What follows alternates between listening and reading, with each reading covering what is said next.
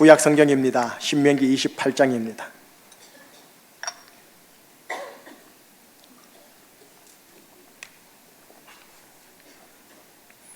신명기 28장 1절에서 6절의 말씀, 나를 향하신 하나님의 말씀입니다. 교독합니다. 네가 네 하나님 여호와의 말씀을 삼가 듣고 내가 오늘 네게 명령하는 그의 모든 명령을 지켜 행하면 네 하나님 여호와께서 너를 세계 모든 민족 위에 뛰어나게 하실 것이라.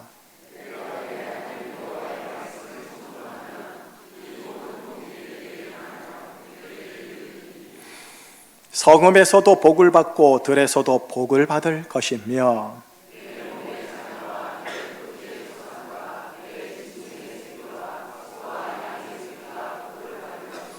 내 광주리와 떡반죽 그릇이 복을 받을 것이며 네가 들어와도 복을 받고 나가도 복을 받을 것이니라. 아멘. 기도하시겠습니다. 하나님, 예배 가운데 우리를 구원하신 하나님의 독생자 예수 그리스도를 믿음으로 바라봅니다. 하나님의 말씀 구약의 신명기 28장을 대면하지만 예수님을 바라봅니다.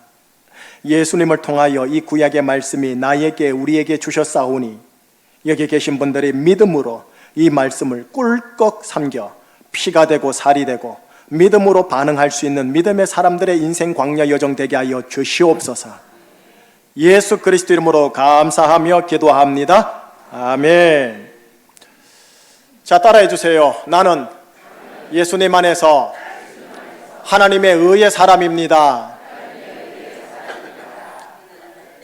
하나님의 의의 사람, 여러분들을 주님 이름으로 축복합니다.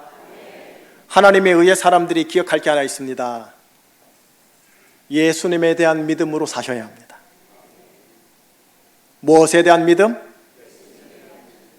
오늘 본문 구약입니다. 율법입니다. 그러나 예수님에 대한 믿음으로 이 말씀을 필터링해서 보셔야 합니다. 자, 오늘 말씀, 오래전 하나님께서 하나님의 종 모세를 통하여 율법을 전해주셨습니다. 율법을 딱 전해주면서 오늘 28장을 더 물어주신 거예요. 무슨 내용이냐? 간단합니다. 율법을 잘 지키면 네가 율법의 축복을 받을 것이다. 허나 네가 율법을 제대로 못 지켜내면 율법의 저주를 받을 것이다. 1절에서 6절까지가 14절까지가 전반부인데 율법의 축복을 얘기해요. 그런데 15절부터 하여 68절까지 아주 길죠. 여기는 율법의 저주의 내용을 얘기해요. 전반부는 율법의 축복의 내용을, 후반부는 율법의 저주의 내용을 얘기하는데 분량을 보니 율법의 축복이 1이라면 율법의 저주의 분량은 3.5배가 되어질 정도로 좀 경고의 내용이 많습니다. 근데 그뿐인 줄 아는가 싶었더니 아니네요. 오늘 본문이 28장인데 28장 바로 앞장이 27장이죠. 27장에 12번이나 저주를 받을 지어다 하면서 율법의 저주를 선포하는 대목이 나와요. 그러니 형식이 이래요. 율법의 저주, 율법의 축복, 율법의 저주. 율법의 축복이 가운데 있고 율법의 저주가 이렇게 싸고 있어요. 그러면서 분량은 율법의 축복이 하나라면 율법의 저주 내용은 4.5배로 압도적으로 더 많아요. 자, 이런 편집을 통해서 나에게 주시고자 하는 하나님의 말씀, 십자가 예수님을 통하여 나에게 주시고자 하는 예수님의 말씀이 뭔가 이제 보도록 하겠습니다. 율법을 잘 지킴으로 율법의 축복을 받는다 했는데 그 대표적인 구절이 6절입니다. 자, 6절이 자막으로 나옵니다. 한번 큰 소리로 시작. 네가 들어와도 복을 받고 나가도 복을 받을 것이니라. 아멘. 들어가도 복, 나와도 복. 얼마나 좋아요. 자, 반면에 율법의 저주의 대표적인 구절이 나옵니다. 19절 말씀입니다. 같이요. 네가 들어와도 저주를 받고 나가도 저주를 받을. 되게 부담스러워요. 자, 그렇다면 율법의 축복을 받는 비결이 뭔가 봐야겠죠. 1절입니다. 시작. 네가 네 하나님 여호와의 말씀을 삼가 듣고 내가 오늘 네게 명령하는 그의 모든 명령을 지켜 행하면 네 하나님 여호와께서 너를 세계 모든 민족 위에 뛰어나게 하실 것이라. 말씀을 다 지키면 율법의 축복을 받으리라. 그런 유의 내용이죠. 자, 반면에요. 율법의 저주를 받는 이유 15절입니다. 같이요. 네가 만일 네 하나님 여호와의 말씀을 순종하지 아니하여 내가 오늘 네게 명령하는 그의 모든 명령과 규례를 지켜 행하지 아니하면 이 모든 저주가 네게 임하며 네게 이를 것이니라. 하나님의 모든 명령과 모든 율법을 지켜 행하느냐 못하느냐에 따라 축복이냐 저주냐로 이렇게 갈려버려요. 자, 우리가 시험을 친다 생각해 보십시다. 100점 만점에 99점을 받으면 아주 잘한 겁니다. 90점 안에 들어가도 잘했습니다. 아니 80점 안에 들어가도 좋은 점수라고 칭찬을 해요. 그런데 이게 하나님의 율법에 딱 적용하면 그렇질 않아요. 야고보서의 말씀을 일단 읽어보십시다. 자막 나오죠? 같이요. 누구든지 온 율법을 지키다가 그 하나를 범하면 모두 범한 자가 되나니. 여러분, 신의 율법은 99점을 받아도 1점이 부족하면 잘한 게 아니라 불합격입니다. 이게 인간의 법률과 달라서 지극히 작은 것 하나를 어기면 모두를 어긴 것과 똑같이 보시는 거예요. 신의 율법은 그래요. 여러분, 그 옛날 아담과 하와를 생각해 보세요. 아담과 하와가 고작 한 행위가 있다면 뭐겠습니까? 먹지 말라고 한 선악과 땀 먹는 것 정도였어요. 경범죄입니다. 그런데 그게 살인죄만 합니까? 그러질 않아요. 우리 인간의 눈에는. 그런데 그게 아니라는 거예요. 인간의 시각이 아니라 하나님의 눈에는 위중한 범법 행위였다라는 거예요. 예. 이로 인하여 율법의 저주는 아담과 하와로부터 애초부터 시작되어 21세기까지 온 열방에 이르기까지 쫙 만연해 되어 있어요. 모든 인류와 여러분의 자녀들에게까지 율법의 저주에 그대로 노출되어 있어요. 말씀을 계속 볼까요? 신명기 28장 45절 46절 같이요. 네가 네 하나님 여호와의 말씀을 청종하지 아니하고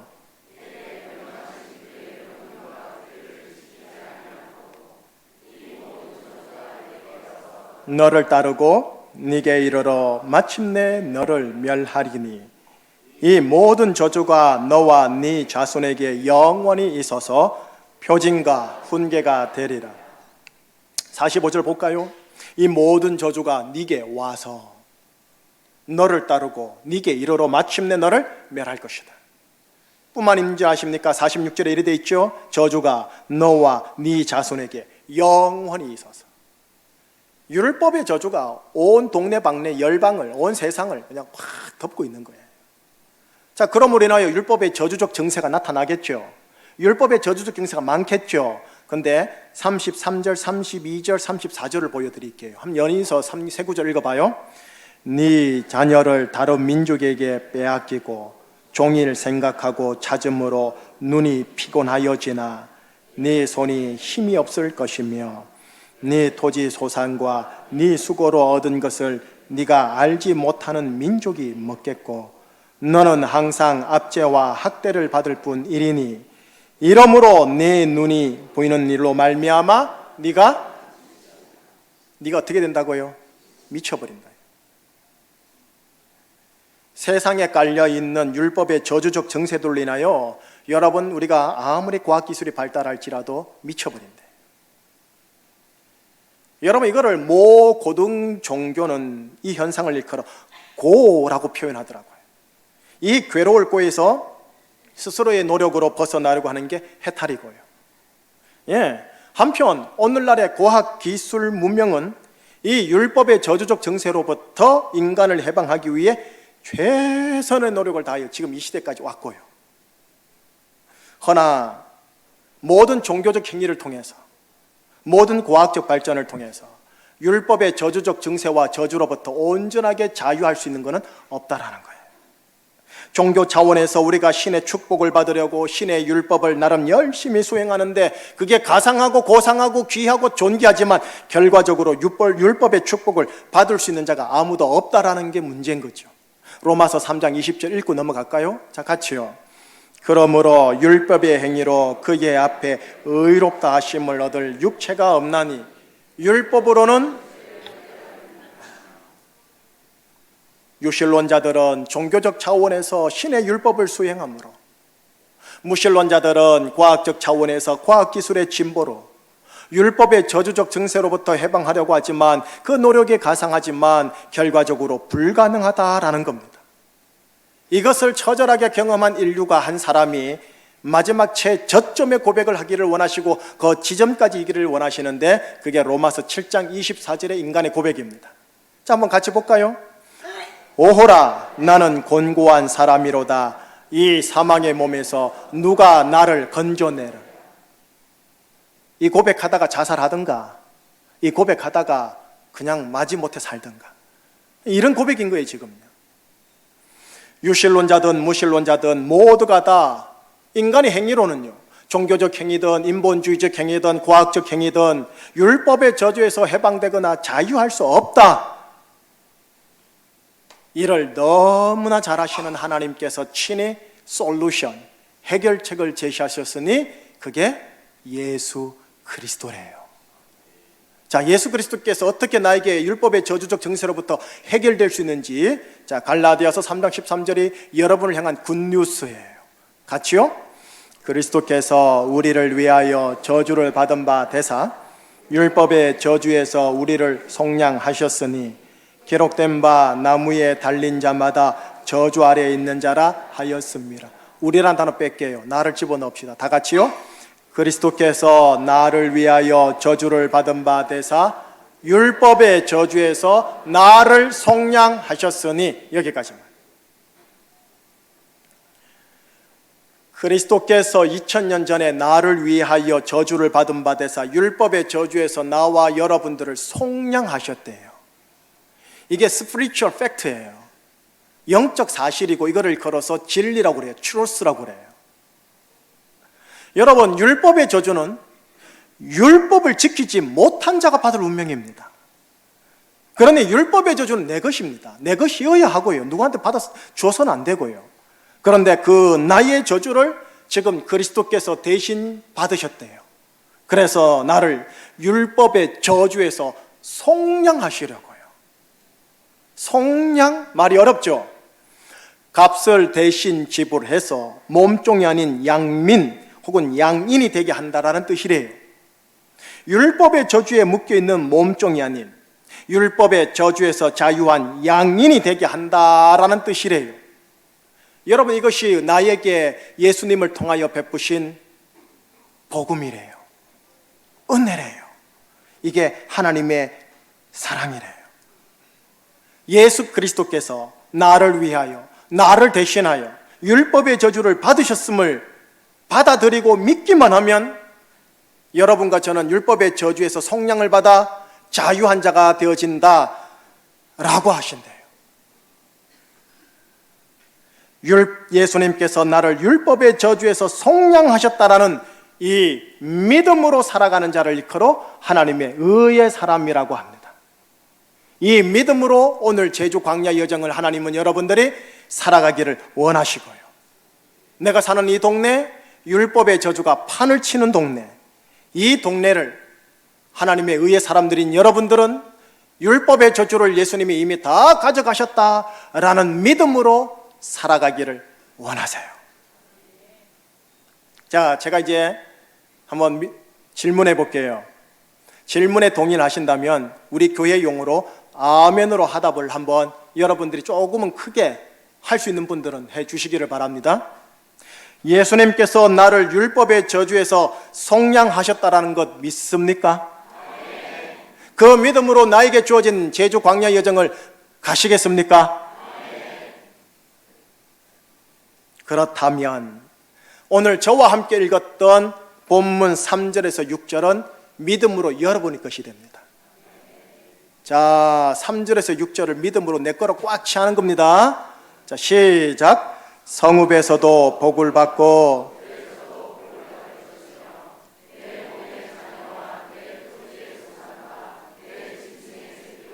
소와 양의 새끼가 복을 받을 것이며 내 광주리와 떡반죽 그릇이 복을 받을 것이며 네가 들어와도 복을 받고 나가도 복을 받을 것이니라. 아멘. 예수님께서 나를 율법의 저주에서 속량하셨다라는 것을 믿음으로 취하신 여러분들에게는 오늘 읽었던 3절에서 6절의 말씀, 이 약속의 말씀이 믿음으로 여러분의 것이 됩니다. 이 모든 게 내가 윤리적으로 착해서가 아닙니다. 오직 예수님의 속량 덕분입니다. 예수님의 속량으로 인하여 이 모든 율법의 축복이 다 내 것이 됩니다. 이 믿음으로 감사하고 이 믿음으로 기대하면서 이 믿음으로 오늘 하루 열심히 살아가는 자를 일컬어 하나님의 의의 사람, 의인이라고 합니다. 이런 삶 살아가시겠습니까? 이게 믿음의 삶입니다. 나에 대한 믿음이 아니죠. 누구에 대한 믿음? 예수님. 한번 따라해 줄래요? 나는 들어가도 복을 받고 나가도 복을 받는다. 지금 여러분들 저를 따라는 하셨지만 이게 정말로 믿음의 선포여야 합니다. 나는 들어가도 복을 받고 나가도 복을 받는다. 왜? 누구 때문에요? 착한 일 많이 한 나 때문입니까? 예수님 덕분입니까? 예수님 덕분입니다. 그러니 나를 의식해야 할까요? 예수님을 집중해야 할까요? 예수님입니다. 착한 일을 많이 한 나를 집중하거나 못된 일을 한 나를 정죄하는 것에 집중하는 게 아니라 나를 율법의 저주에서 속량한 예수님에게 집중하는 거예요. 의식하는 거예요. 포커스를 맞추는 거. 이거를 믿음이라 합니다. 예수님으로 인하여 나는 들어가도 복, 나가도 복을 받는 존재임을 의식하는 것을 믿음이라고 하는 겁니다. 자, 여러분이 축도받고 나가지요. 축도받고 나가면은 여러분들은 광야 여정입니다. 다시 말하면 반대급부 상황을 많이 만날 겁니다. 반대급부 상황에서도 여러분들은 믿음의 선한 싸움을 싸우면서 전진하셔야 합니다. 여러분 기억하십시오. 믿음은 싸움입니다. 믿음은 뭐라고요? 싸움이요. 싸움이 돼. 피하고 싶은 싸움이 아니라, 피하여야 할 싸움이 아니라 싸울 가치가 있는 선한 싸움입니다. 선한 싸움은 싸우셔야 합니다. 선하다 하여 편한 게 아닙니다. 싸움은 어쨌거나 거칠고 살벌합니다. 믿음은 선한 싸움입니다. 반대급부 상황은 여러분들로 하여금 여러분들을 바라보게 만들고 지치게 만들고 낭망하게 만들고 예수님 바라보지 못하게 할 겁니다. 그럴 때 믿음의 선한 싸움으로 누구 바라본다고요? 예수님. 예수님으로 인하여 나는 들어가도 복을 받고 나가도 복을 받는다라는 믿음으로 나를 바라보고 상황을 바라보고 해석해내고 손발 걷어붙이고 살아가는 자, 그를 믿음이라고 합니다. 예수님으로 인하여. 그러니 예수님을 신뢰하십시다.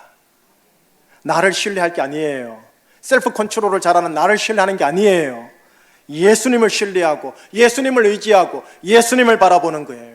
그 예수님을 인하여 나는 들어가도 복을 받을 것이며 그 예수님을 인하여 나는 나와도 복을 받은 존재라는 걸 얘기해요. 어디에서요? 율법의 저주가 판을 치는 세상에서요. 이 믿음으로 들어가는 거예요. 이를 일컬어 오직 의인은 믿음으로 말미암아 살리라라고 하는 거예요. 설교 다 끝났어요. 정리할게요. 여러분이 살고 우리 자녀들이 살아가야 할 대한민국 세상은 율법의 저주가 판을 치는 세상입니다. 율법의 축복의 분량이 1이라면 오늘 본문에 하면 율법의 저주 분량은 양쪽으로 4.5가 됩니다.